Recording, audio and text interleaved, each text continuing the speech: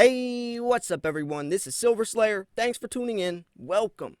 Unfortunately, there's a lot of scams, there's a lot of fake silver in the precious metals world. But this video, we're taking it a step further.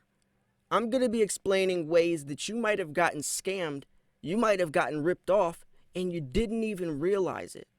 That's where the real danger lies. So, with that said, let's jump into the video.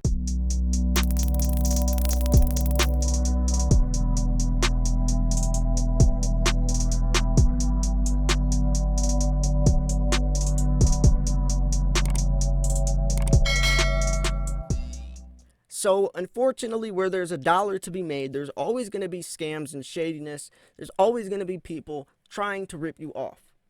Always. It's always the case. Precious metals is more dangerous because this isn't just a $20 bill in your pocket that someone stole out of your purse. We're talking about a lot of money here, a lot of money at stake. This isn't getting ripped off from some $20 Pokemon card that someone sold you on eBay. We're talking about hundreds, if not thousands of dollars going on here.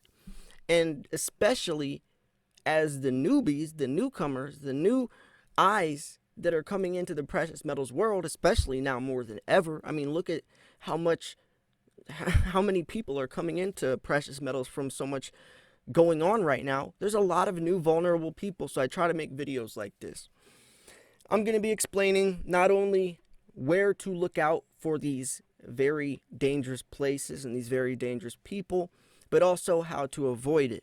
So make sure to smash the like button. Make sure you're subscribed. I'm never going to tell you stuff you don't need to know. Every video has a very direct, a very straight to the point message, and it's always going to help you become a better stacker at the end of the video. So, first off, there are a lot of scams. I just made a video a couple weeks ago, a site called Wish, where they literally just have hundreds of pages of fake silver. They title the words very loosely so people would not know that it's fake. They're not saying this is a fake silver coin, buy it. They price it the same price as real silver. So people, I was reading the comments, people are on there buying all this silver thinking they're getting the real deal, not knowing that it's just like a commemorative coin. It's like a replica. And that's scary, especially reading the comments from all the people that thought they were getting these legit silver coins. If it was for teaching purposes or then it would be okay. But when people are presenting them, portraying them to be fake or to be real, that's what's a problem. Now, we're talking way bigger than that, though. We're talking about extreme manipulation, extreme misrepresentation to levels that should be illegal. I don't know how it's not. First, I want to talk about, the first situation, the first scenario is something I used to fall under. I used to fall victim to this when I started. On eBay, I used to buy a lot of junk silver on eBay. It's not that dangerous to buy junk silver on eBay because faking old constitutional silver is pretty tricky to do. I mean, not only are you faking a government-backed coin, which is a lot harder to do than, like, let's say a generic round, but you also have to make it look old, right? And they don't have those dies anymore. They don't have those molds anymore of mercury dimes, barber quarters, and half dollars. So it's definitely harder. And plus, it's only like think of how cheap junk silver is. Why would someone spend the time and energy faking junk silver when they could fake something that's gonna make them a lot more money, right? So junk silver isn't that risky to buy, even on sites like eBay. Here's where the dangerous part is. Now, a troy ounce is slightly heavier than a normal ounce. So these people purposely do this, by the way.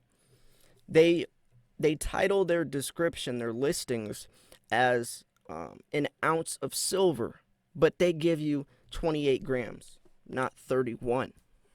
So they're tricking you out of this and putting the price higher, actually. And then they'll say they'll try to title the condition of the coins a lot nicer than they are. Like when it comes to Morgans, all that. The difference between a VG plus Morgan or an MS, great high graded Morgan and a lower grade, it's night and day. You can get cheap Morgans for like $10 if they're in bad condition, even if they're old dates. If you get one in a good condition, it could be worth several $100s.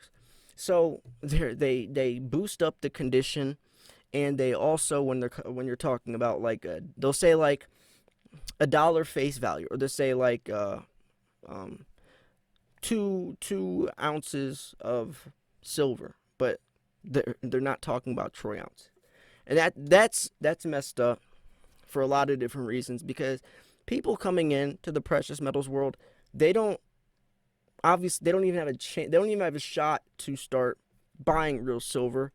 And imagine starting off and then finding out that you've been getting ripped off. It's probably going to leave a bad taste in your mouth, and probably going to push you away from precious metals altogether. That's why I hate these channels that are like silver pumping, like $500 silver in 2022.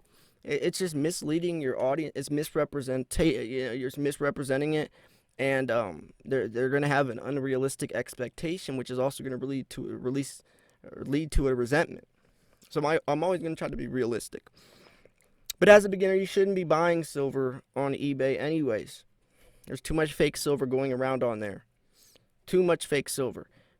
Buy from places like APMEX, JM Bullion, Modern Coin Mart, Provident Metals, SD Bullion. Those 5-6 places, you will always be guaranteed the silver is real, and there's actually return policies where on eBay, if you get the coin and it's scratched or whatever, you're screwed. I can also talk about a situation I had a couple of years ago where I fell under that. I fell victim to that, where I saw this MS70 2013 Panda, and 2013 pandas are very collectible because there's 3 pandas on the coin instead of 1 or 2. It's usually 1 or 2. 2013, there's 3 pandas. They're like drinking out of a pond or something. Very collectible coin, MS70, so perfect condition, and I wanted it.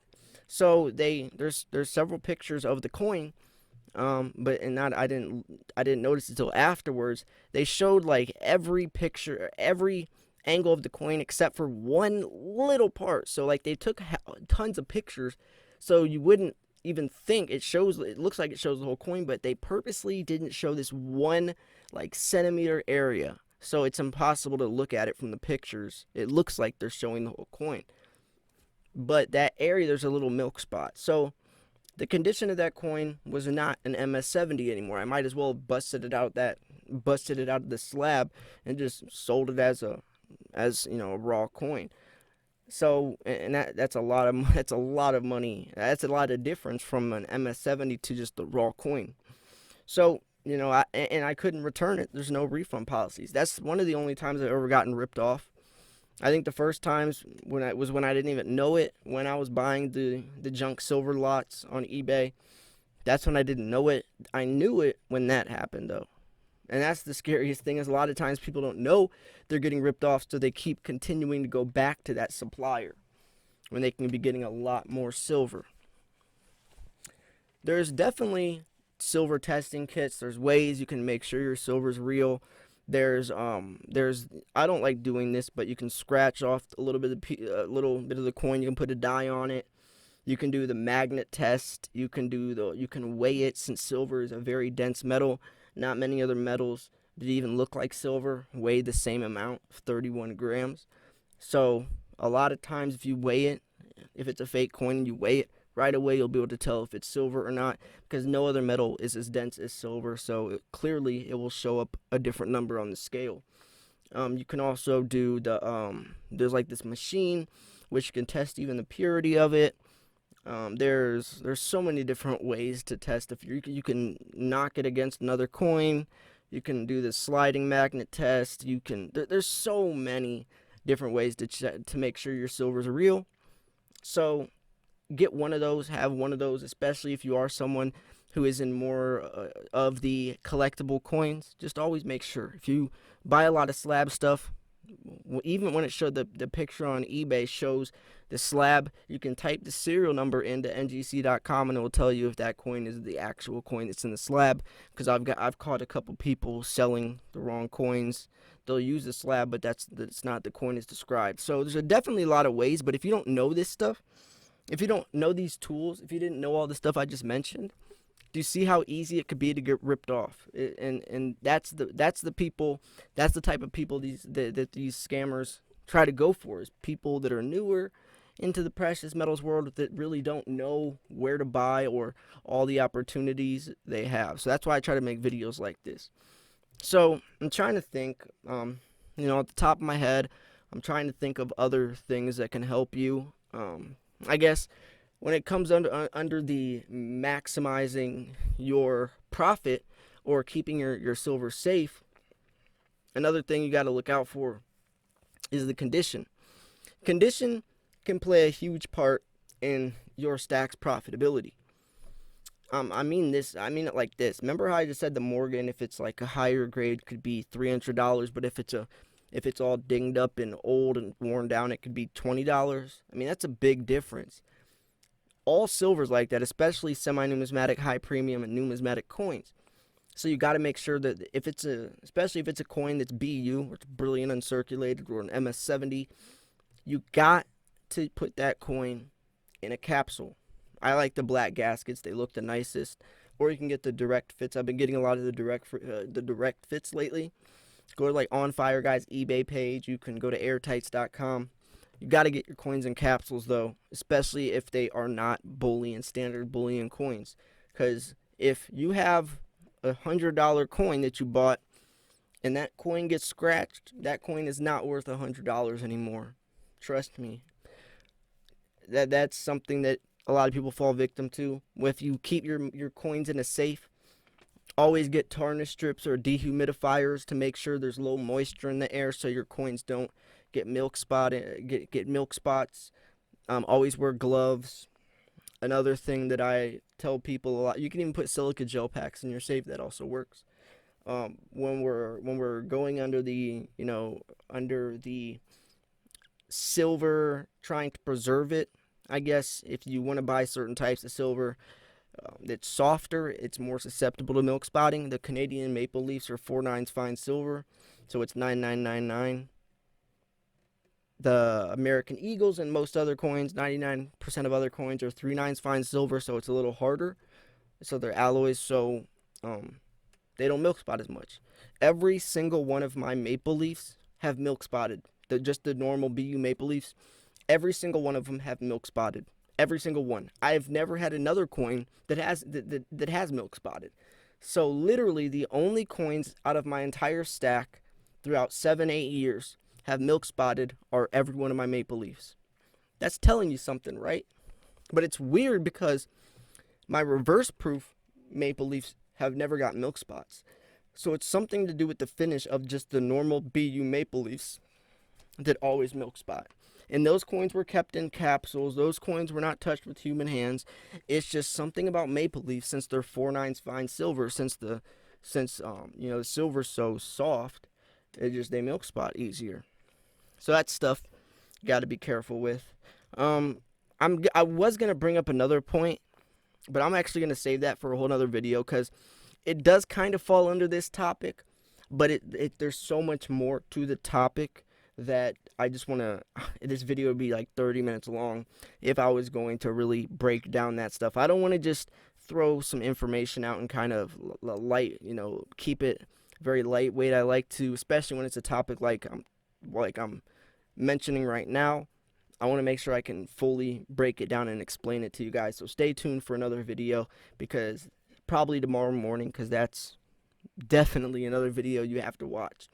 I'm going to wrap this video up here. If you have any other strategies to keep your silver safe, I mean, obviously, you don't want to be telling everyone about your silver, because word of mouth gets around. Maybe you tell your friend you can trust, but then your friend's at a bar, has a little bit too much to drink, and then tells someone else that might not have the best intentions, right? And your friend at the bar might not really be thinking anything of it, but then the person he tells might be thinking something of it. So you got to be careful.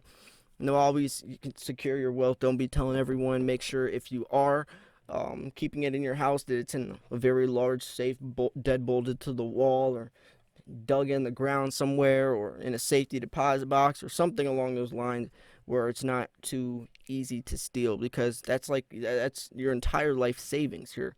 And it's not like a bank account. There is no gold and silver police. I mean, you could get insurance, but it only covers up to so much of your assets. So you got to be careful. Anyways, I'm going to wrap this video up here. If you thought this video was educational, informational, at least entertaining, make sure to smash the like button. I post daily videos. When I tell you to subscribe, I'm not saying it for the sake of me getting more subscribers. I don't care about that. I'm telling you for the sake of you getting this daily dose of critical, vital information that you got to know. You cannot be blindly investing. You got to tune in every day. Anyways, thanks for tuning in. This was Silver Slayer. I'll see you guys soon. Peace.